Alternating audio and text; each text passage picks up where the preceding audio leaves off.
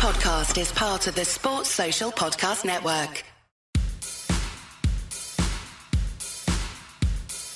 Manchester United's long season ends with a third-placed Premier League finish and just the one, rather than two trophies after FA Cup final defeat to Manchester City.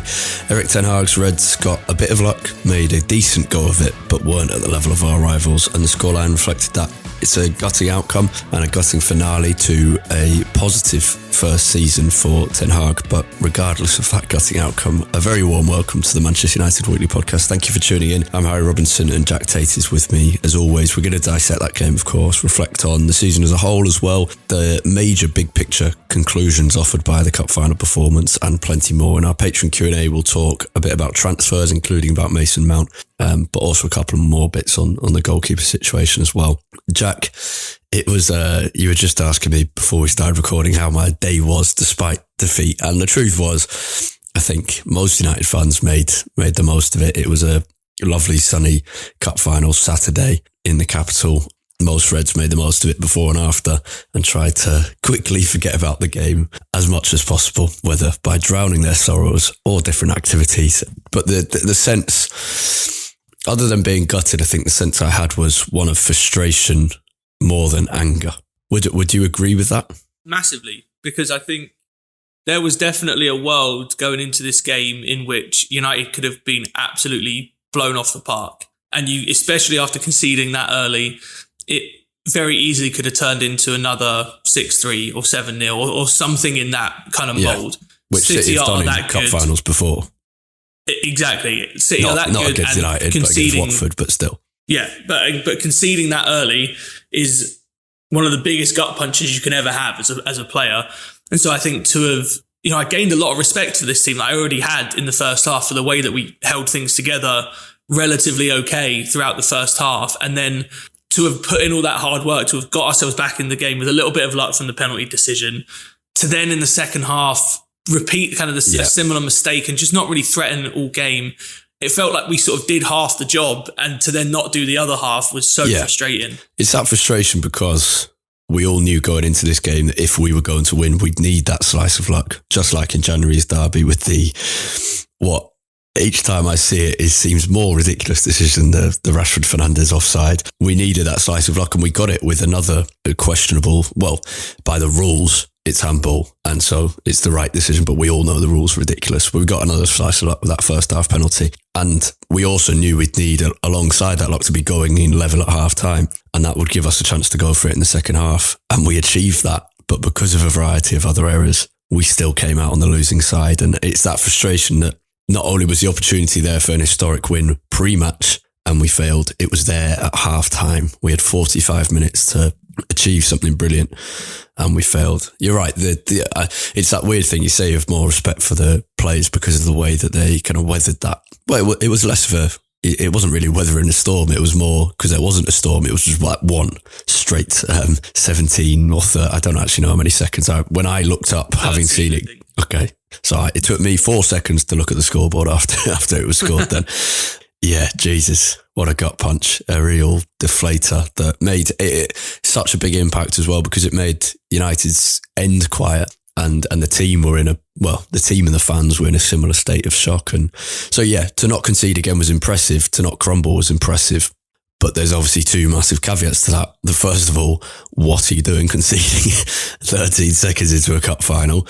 It's absolutely ridiculous. And second of all, it makes it even more frustrating that we made not exactly the same error, but I think you could categorize them and group them together. The same mistake after half time. I mean, the first goal is a catalogue of errors. I mean, it's understandable losing the header to Haaland, but I think you've got to put him under more of a challenge for the header. Lindelof, then the second header is really, really poor. Not only should we get more distance on that, but I mean, don't head it back in towards the centre of the pitch, and then Gundogan, there's absolutely no way he should be having that much space. I know that from kickoff, the game is a little bit disjointed. It can be a little bit difficult to sort of know where your man is and everyone kind of gets caught ball watching. But at this level, there's no way that can be allowed to happen. It was such a gut punch.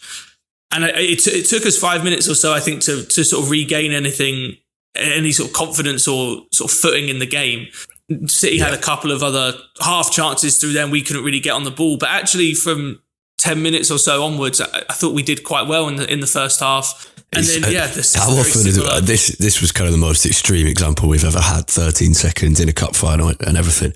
Yeah. But how often have we done this against City? If I remember even the Ralph Rangnick game, did we lose that 4-1 in the end? Yeah, I think so. Where we conceded really early on. I remember we spoke about it afterwards and said that first half performance, beyond that, I think it was probably 4th or 5th minute we conceded in that one. That first half performance was otherwise really good. We just wasted. That was one where we played Pogba as like basically a striker, wasn't it? Yeah. That game. And sometimes you waste a good work after you've done it, and that's very frustrating. But to waste a good work before you've even done it is just infuriating. Yeah, and it's also that because we've spoken about this before when we've previewed this City game and other ones. We know the goal we normally concede to City. We didn't concede either of them. These were two great. I mean, Gundogan is a brilliant player, and to use an American term, a clutch player in these big moments and big games. And to score 2 volleys with either foot in a cup final is just a ridiculous feat. But we didn't concede that kind of late number 8 run into the box and pull back from Foden or whoever.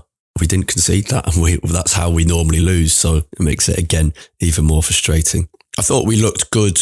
Well, we looked decent after our goal, and I wasn't quite confident at halftime because I think I was still feeling the effects of the early goal. But I think we would have had every right to be confident at halftime, and we were playing with a bit of confidence because there's nothing more boosting than to draw level in a game that you thought was kind of already gone.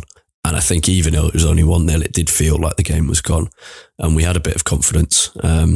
I think City broke up our rhythm pretty well with lots of little fouls. They're good at that. And then in contrast, we give away free kicks. Well, I say we, mainly Fred, but plenty of that. It's actually something that runs through United's team. Crucially, we give away the fouls too far up the pitch as well, because that is when the free kick that results from it becomes much more dangerous, as we saw for the second goal. But B, you're also much more likely to get booked if you're fouling someone over the halfway line on a counter-attack rather than 10 yards outside the opposition penalty box when they're just regained the possession. The consequences of those two things are very, very different. Man City are very good at doing the latter, and we aren't. We too often let the game bypass us in those initial few seconds, and then by the time we do realise, I need to foul here, it's in a position where we're going to be put under pressure anyway from the resulting free kick, and we're going to get yellow cards from it. Like you mentioned, Casemiro is a culprit of that as well. And it's just something that United need to improve at in the next few seasons. I think we will. I think the counter-pressing has improved throughout the season, but it wasn't good enough against City today or yesterday. Yeah, we spoke about good Fred and bad Fred pre-match. I actually thought he was a bit of a mix. When we were speaking at half-time, I thought, this is a decent.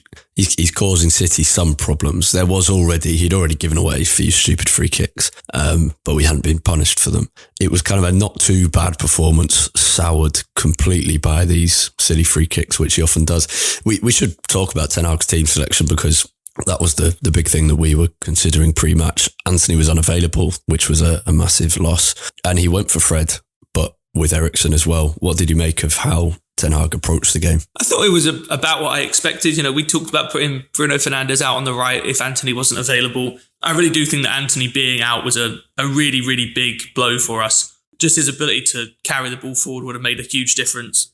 But I think Ten Hag's setup worked to some degree. I think we did manage to disrupt City. I think the big thing Ten Hag wanted to do, he obviously went with Rashford and Sancho rather than one of them playing out wide and Bruno Fernandes out wide. It was more the two of them almost as a two up top. Eriksen and Bruno Fernandes then played very narrow as sort of the two more advanced midfielders.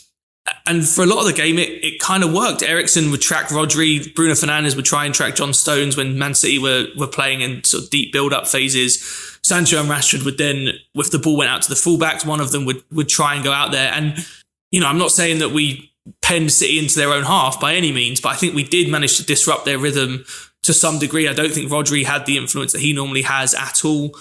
We sort of funneled their possession, forced them to go long a little bit more than they normally would. And look, defensively, I don't think you can ask for that much more against Man City. I mean, apart from the last 10 minutes when the game obviously became very stretched and we looked really leggy, Man City had maybe one really good chance, which is that Haaland one from the cross quite early on where he stretched and he couldn't quite get enough on. Other than that, they didn't create a single chance. You think, they should have been scoring that.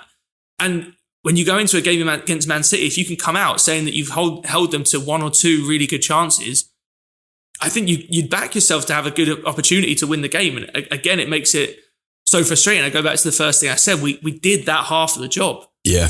And so actually, I think Ten Hag's setup, it worked to some degree. I think John Stones had more of an influence in the second half as time wore on. But in general, I think the setup, it did as it intended, I think. Yeah.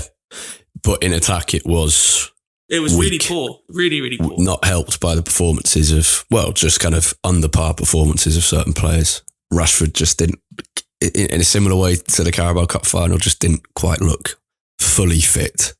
I mean, it's always hard to know whether it's down to fitness or just the state of the game and the service he's getting and how good City's defence is. But either way, he didn't have the impact that we would have hoped for. Eriksen, neither. Sancho, neither as well, which isn't massively surprising.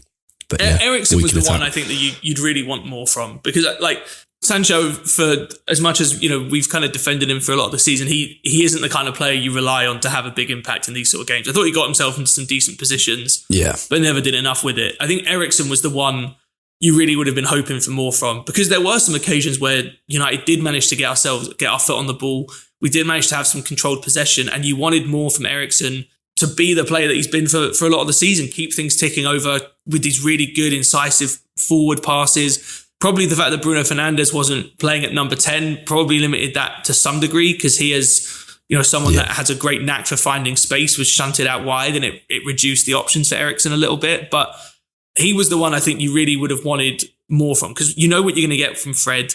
He wasn't in the team for his ability in possession. We know that Casemiro can run a little bit hot and cold. Eriksen is the one player in that team that you kind of rely on to help us keep possession, keep us moving forward, but do it in a much more controlled manner. And I didn't feel like we had any of that, despite the fact that for periods in the game, we did actually see the ball more than you'd probably, maybe not more than you'd expect, but more certainly than we have in past games against Man City. This wasn't, after the first 10 minutes or so, this wasn't the kind of game where we were, sat on the edge of our own box the entire time. Yeah. We're going to talk about some big picture. If you're wondering why we haven't mentioned De Gea's attempts to save the goals yet, we're saving it for just a couple of minutes. And we'll talk about Garnacho then as well. It's worth, I don't know, I'm frustrated and disappointed. We're recording, almost exactly 24 hours on from the game. And that sense of frustration and disappointment is definitely there, and sadness. But that's football for you. There are obviously some caveats to this, and we've mentioned Antony, but also Lisandro Martinez missing two of our key players. I guess you'd say two of United's four best players, five, alongside Fernandes, Rashford and Casemiro. And Shaw. But anyway, two blatantly obvious starters and key players, and it showed. But we also had Martial missing another option and another midfield option in Sabitzer too, whereas City were, not only were City almost fully fit, they have obviously an already far superior squad and have reached perfection with their squad building.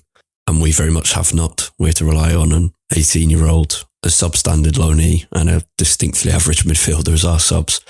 And that's before we get on to the big asterisks, which will always continue. 115 charges and a club who has cheated financially to get to the top, and that will never stop being relevant. But yeah, how I wished we could still overcome that, and maybe next year. Let's talk.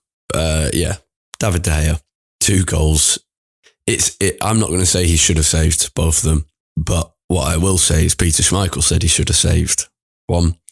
And the man that I'll always rely on these matters is David Priest, who's an ex-goalkeeper, current coach and pundit, who offers, we always say, we're not goalkeepers, we don't know what's right and wrong. So it's always best to rely on someone like David Priest, who's an expert. And he was scathing in his criticism of De Gea. He said his starting position was poor and then he reacted too slowly.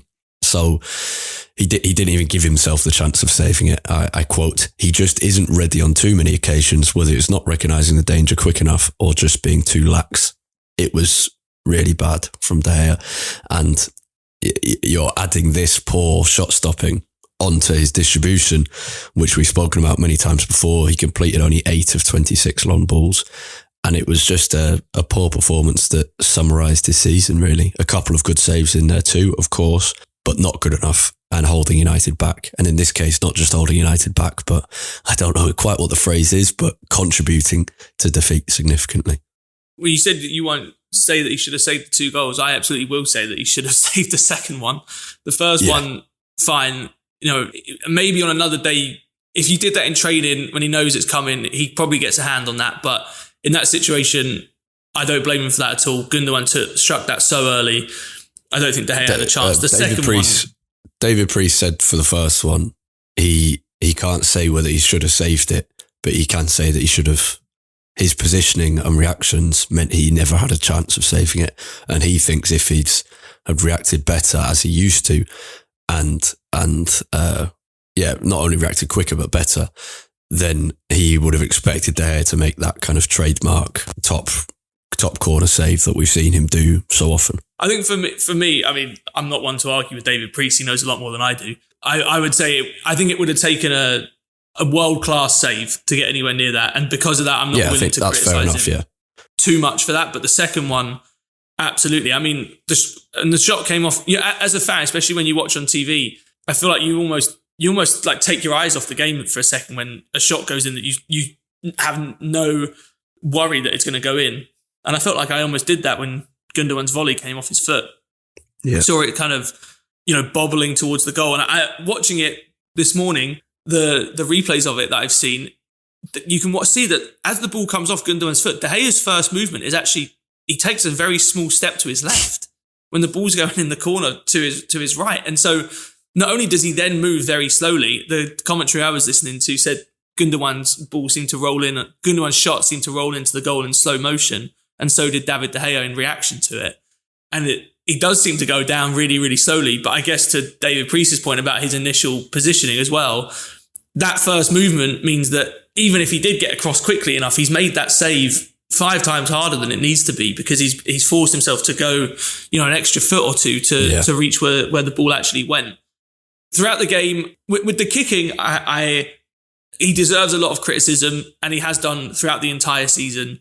I had some sympathy for him because I just didn't think that United's plans were very clear from that point of view, because you could see him in conversation with Lindelof, Varane, Shaw very often about, what exactly are we doing here at goal kicks. It seemed like De Gea had been instructed that when he's kicking long, kick to the channels, but then Rashford, which makes sense because obviously otherwise it's too easy for the ball to go straight through to Ortega, and you put it in some space, hope that Rashford and Sancho can run onto it rather than just putting it straight on Ruben Diaz's head. But throughout the game, it seemed like Rashford and Sancho weren't always expecting that. They stayed very, very central and were getting very frustrated. So it's clearly partially on De Gea, but I will also put that on the team and the planning in general as well, because it just seemed like a tactic that didn't have, the players didn't seem on the right wavelength. But I think, you look back at this season and in 2 massive games against Sevilla and now in the FA Cup final, you'd have to point the finger pretty squarely at De Gea, not for losing the game. There's a whole bunch of reasons why we lost both of those games, but making really, really high profile errors. It's becoming hard. We said a few weeks ago, I said that I think we can still progress as a football team with De Gea in goal. And I think my resolve in that point of view is being tested more and more. Yeah, it's hard to see. I guess going to another caveat, if Lisandro Martinez was still available, it's notable that De Gea's form has got worse since Martinez's injury. Yeah, true. And the impact. So we speak about distribution and that kind of lack of planning. Martinez is like we all know, he's a leader in the team and has that ball playing quality. And so I agree with you. It's becoming much harder, but maybe Ten Hag thinks it's doable, but it's tricky. But then on a much more, I completely agree with everything you said there. It has got worse after Martinez has gone out injured. At the same time, though, our ability to be a competent team trying to build up from the back should not be relying on just one player. And if that's all it takes for it to go to hell, then it's clearly built on a foundation that's way too fragile and should be improved upon. Yeah, clearly. But if we're talking about whether United can survive and can progress in the short term with De Gea still there, it's still just about possible. But it's just becoming hard. And I think I just think it has to be a priority. Yeah, I agree. And I think Ten Hag's comments after the game, they weren't too strong, but I think they said a lot considering how vocal he's been in his support of De Gea in the past. You know, after the game, he said he wouldn't get drawn into criticism of De Gea, but said that playing out from the back is certainly one of our issues and something that needs to be addressed. Compared to what he said previously, that's quite a big departure from Ten Hag. I think, like, as the game was going on as well,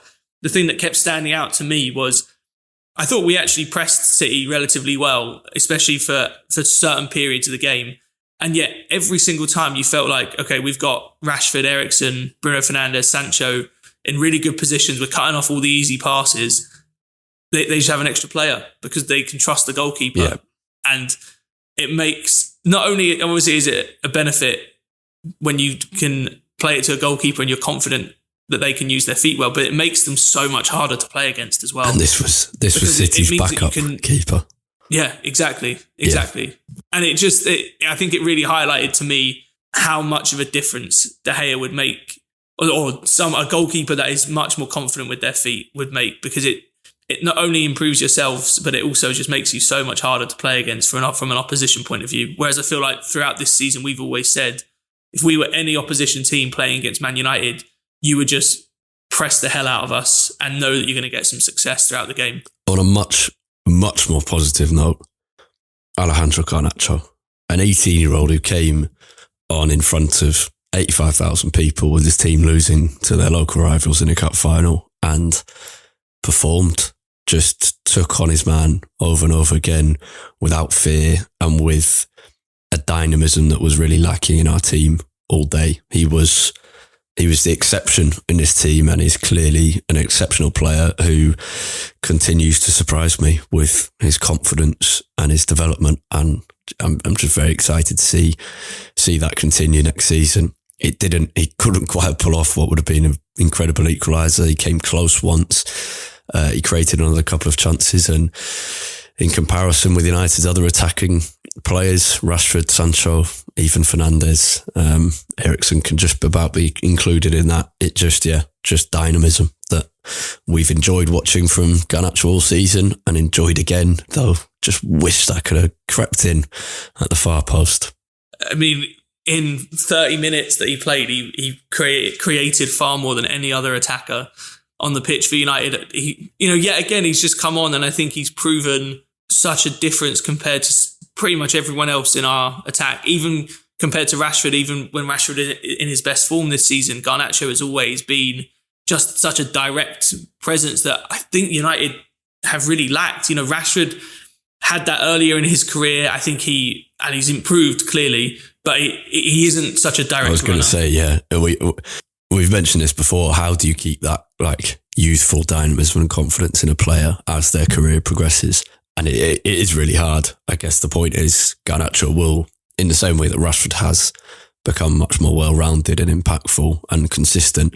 Garnacho will likely do that, maybe lose a bit of that dynamism, and then you have to hope you have another young player coming through who can give you that option on the bench. But I mean, he's always an interesting full credit to Garnacho. He was brilliant when he came on. And you did feel like if United were ever going to get back into that game, which we very nearly did on a couple of occasions, it was going to come through some good work from him.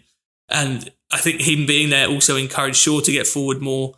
Shaw then started having more of an impact on our play going forward too. There was a 5-minute period either side of sort of the 75-minute mark where I really felt like something was building for United. There was sustained pressure. We were winning the ball back from City very quickly. They started to get a bit panicky at the back. When they won the ball back, it wasn't as smooth, find the open player, pass out from the back. It was very much kind of long ball, just clear it.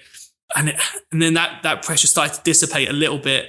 And, then City started doing all the niggly fouls and started hitting us on the counter-attack. But for that 5 minutes, and it all stemmed from Garnacho coming on and really, I think he scared the living daylights out of Man City for a little bit there, because they weren't prepared, I don't think, to deal with his directness, even against when he was up against one of the best one-on-one defenders in the world, and Kyle Walker was getting the better of him time and time again.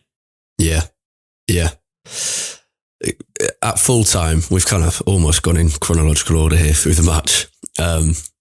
And you're right, yeah, there was that period where you thought we might get something here, and then the final 5 minutes just didn't feel like that. Except the one scramble, to be honest, in the box. Yeah. Oh, yeah, I forgot about that. You're a braver man than me, having rewatched the highlights I've seen. I haven't rewatched anything. I just don't think I'll ever get that out of my head. Yeah, that was frustrating. I'd forgotten that. But yeah, at full, it then kind of dropped off, and it was the final couple of minutes, there was a realisation of what was about to come, the horror about to unfold. But at full time, I didn't feel disgusted or let down by the team.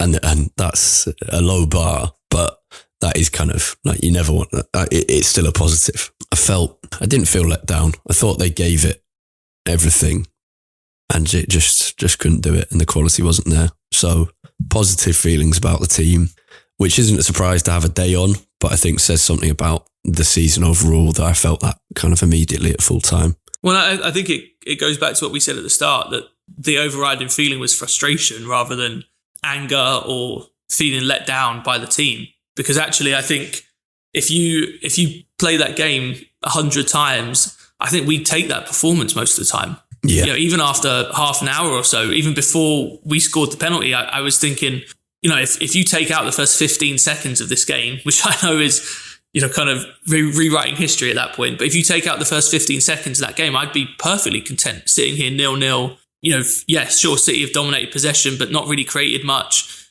We've managed to threaten a little bit here and there. It was just that second half, the way that we came back into the game at Old Trafford, that kind of thrust didn't happen. And I think, again, it goes back to the point that it's frustration rather than feeling let down, because I think the team did okay. Given the circumstances, how many injuries we had, just the gulf in quality and depth between the two teams, I think we did okay, and there was enough. We get. This is the way I guess I would sum it up. I think we gave ourselves the platform to win that game, and we didn't then take it from there. Yeah, absolutely. We're going to go into Patreon Q&A, where we're going to talk about the 5 most important areas to address this summer, about Mason Mount, about the goalkeeper situation, and then we'll wrap things up.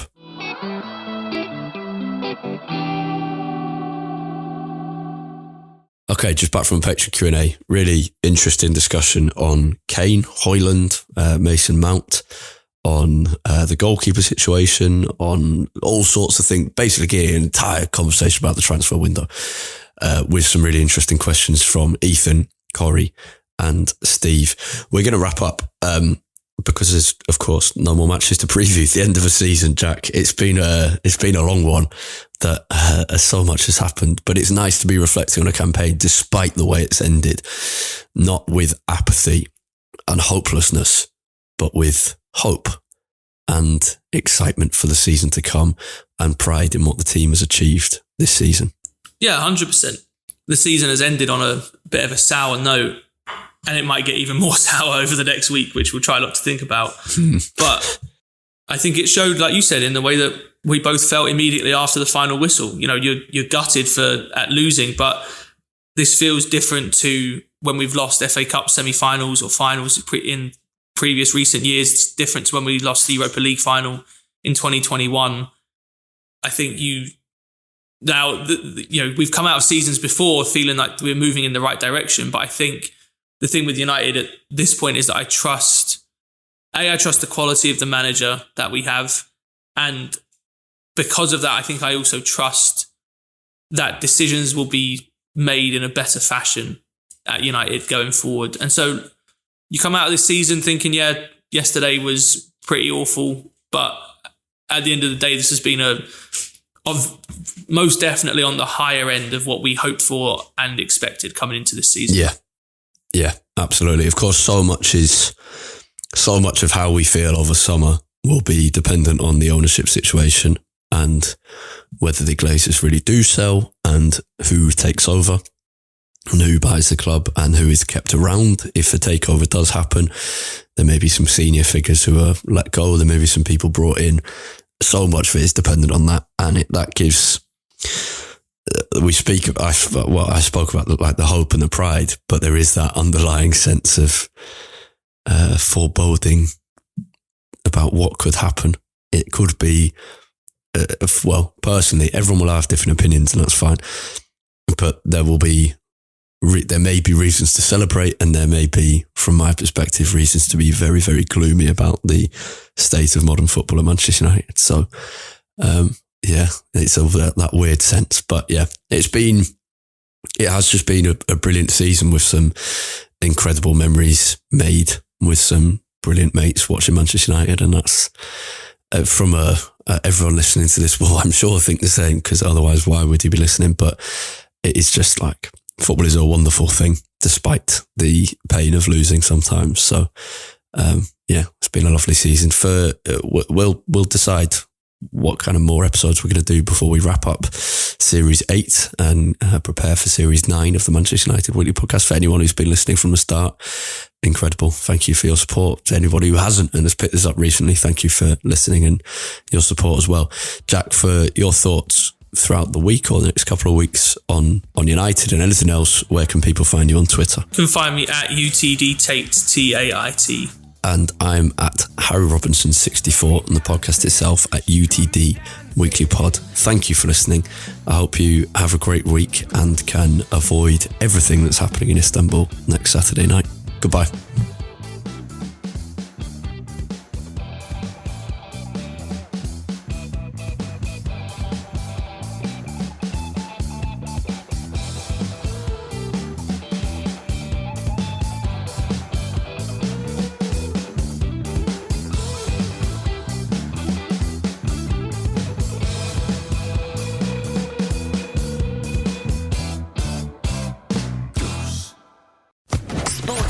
Podcast Network.